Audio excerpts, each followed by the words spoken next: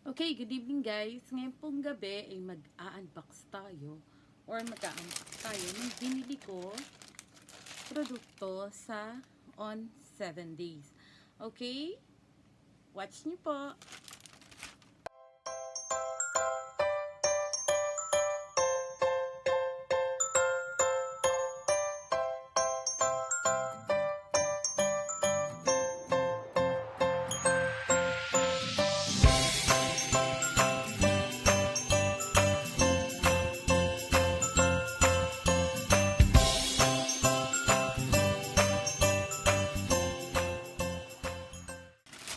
Okay guys, kasi nung mapanood ko yung review sa Jejun Aloe Eyes, gusto kong bumili.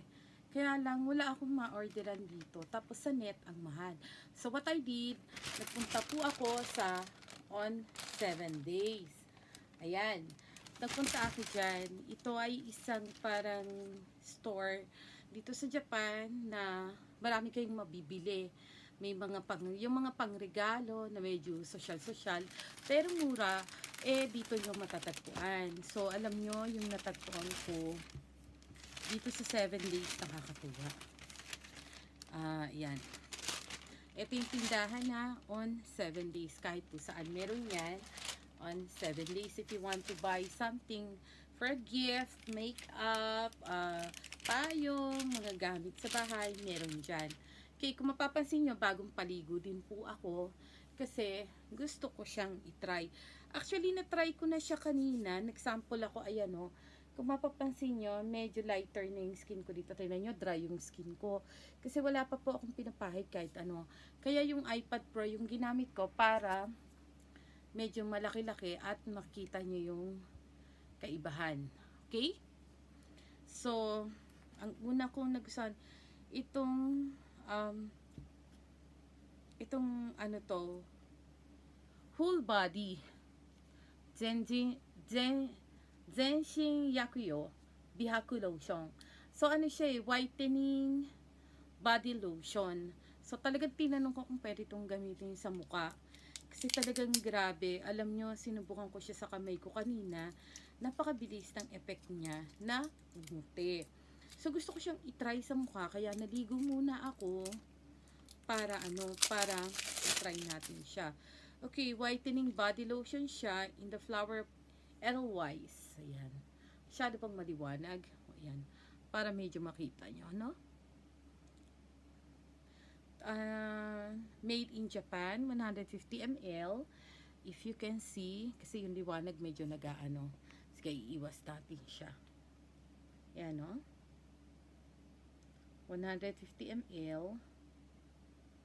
Kita ba? Medyo malabo, ano? So, made in Japan. Ayan. Okay. So, try natin, ano?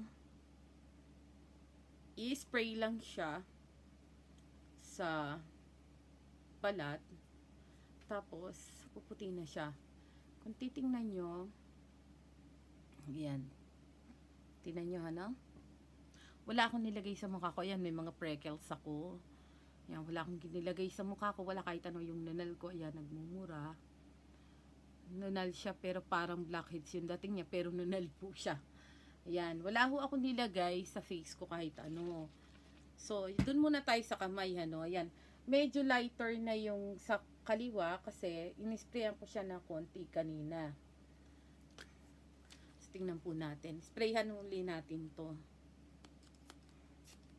Ayan. Yan yung sura niya. Pag inisprayan nyo.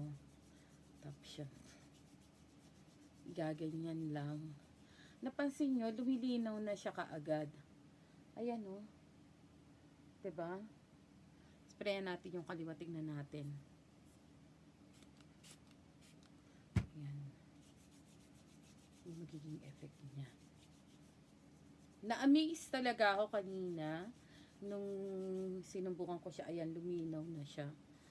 Pero hindi siya kasing linaw nito dahil ito yung nauna kong inisprayan kaninang hapon. Okay? Ayan. Ayan po. Okay. So, hindi ko masyadong makita. Titignan nyo halos almost the same na siya. Okay, sprayan lang natin yung kanang parte. So, tingnan natin, ano.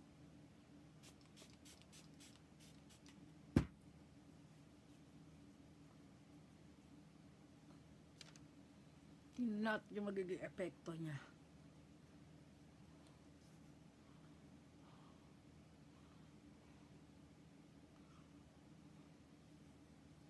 Okay, wala akong masyadong makitang epekto. Siguro dahil masyadong maliwanag. Pero alam nyo, ano siya, refreshing yung dating niya sa mukha. So, tapos, pagkatapos, oo, yan, medyo nag-ano siya. Yan, na-absorb na siya. Kung titingnan nyo, yung dito, dry na dry. Dito, hindi na siya nag-dry. Diba? So, itatry din po natin itong Manis Whitening Body Cream. Ayan. Facial and body cream naman siya. In the flower otherwise becomes a beautiful body, preventing the bristle tail. Manis. Oh. So, ito po, 150 grams din po siya. Made in Japan. Kasi alam nyo, nahihirapan akong umorder ng mga papaganda sa internet or sa ibang bansa or kahit sa Pilipinas. Total, dito naman ako naka-base. So, kung ano yung nandito, yun na lang yung gamitin, di ba? Ay, maganda siya kasi, tingnan nyo, nawala na yung dry feeling niya. Tingnan, nag-glow na siya. Compare dito, na-dry pa rin. Kita-kita yung mga pores ko, oh. Di ba? Sa pagdating dito, hindi na masyado. Okay. Hirap buksan. Asa may gunting? Parang ngayon ako paggamitin, ano, ang hirap buksan.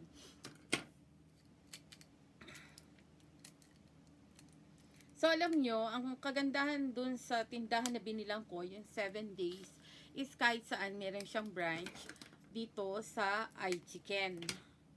So, hindi ko lang po alam sa ibang lugar kung mayroon. We'll see kung okay na siya. Okay na. Ayan.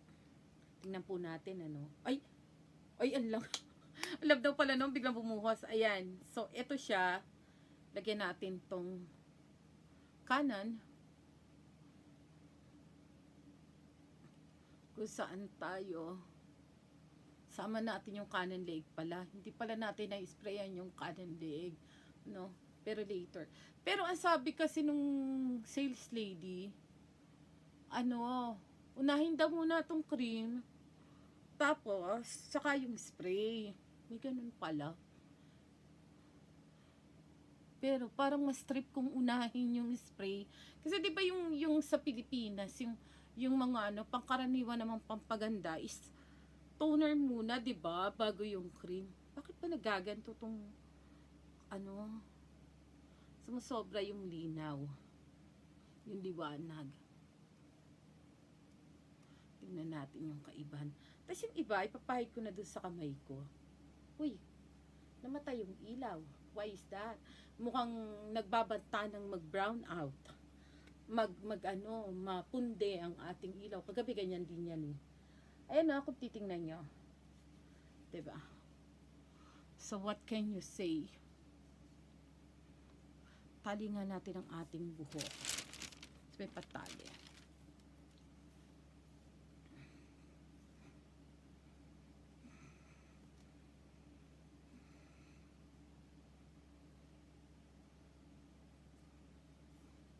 Hinahangan natin yung ilaw na yan. At medyo sumusobra ang liwanag. Yan. Okay, ano? Hindi ko pa masyadong maramdaman yung kaibahan niya. Yan. Tsaka ako in-sprayan. Malaman natin nga yung kaibahan. Okay. So, kung mapapansin nyo, yung dito, maitim. Tapos yung dito, maliwanag. Lumiwanag na siya.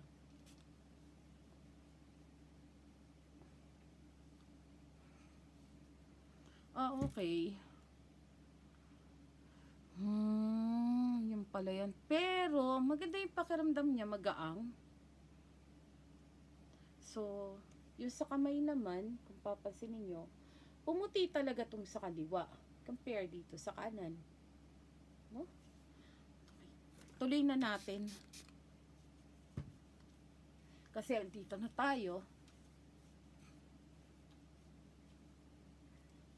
Maganda siya, medyo malagkit lang yung lotion, pero tolerable naman. So nagulat lang ako kasi masyado siyang malabnaw. Kung tutuusin, considering na nasa tube siya, tinan nyo, bumabagsak ko. Considering na nasa tube siya, masyado siyang malabnaw. I thought it's much creamier. Kasi ang sinubukan ko na kanina, yung spray eh. So, di ba, parang as in cream talaga yung dating niya. Hindi, medyo malabnaw siya. Parang siya yung nasa pinupush na. Okay, medyo taas-taas at ang ating double chin ay nagmumura. Ayan po. Yan. Maganda siya, pero yun nga lang, medyo may lagkit. Okay. Ayan. So, sa akin, okay naman tong whitening body cream na to ng Manis whitening body cream and Manis whitening body lotion. No, maganda siya. Actually, mabango siya. Napakasimple nung amoy niya. Bagay ito sa katulad ko na medyo sensitive pagdating sa mga amoy. Kasi hindi po ako nagpapabango. Yung pabango na ginagamit ko is napaka-light ng amoy niya. Hindi siya yung masakit sa ilong kasi mahirap magpabango dahil nga nagmi-meet tayo ng maraming tao kung saan-saan. Okay, so ayan, medyo lumapat na po siya. Maganda yung dating niya kasi kung kanina sobrang dry nung balat ko, tas kitang-kita talaga yung pores. Ngayon, nagano na siya, nag-moist na siya, no? Tingnan natin bukas ng umaga kung ano itsura niya, no? Anyway, for the meantime, I hope kung nagustuhan niyo yung review ko dito, try niyo siya. Mura lang siya pala. Yon pala yung presyo niya. Hindi ko nasabi. Where is the receipt? Okay. Yung presyo niya pala is, ayan o. Talagang naka-detailed siya.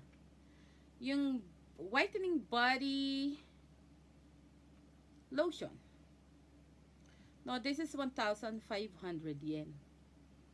1,500 yen lang siya. 150 ml. Tapos ito naman is 1,800 yen. Pero maganda siya ha. Mukhang makakasundo ko siya kasi magaan siya sa mukha. Magaan siya, hindi siya mabigat. Although may lagkit, pero magaan po siya. Hindi rin siya mainit. Medyo cold siya. Siguro I need to put this sa ref para medyo mas soothing yung dating niya pag gagamitin. Okay guys, wag niyo po kalimutan sa on 7 days ko nabili yung product ko today. No? Maraming salamat po and good night!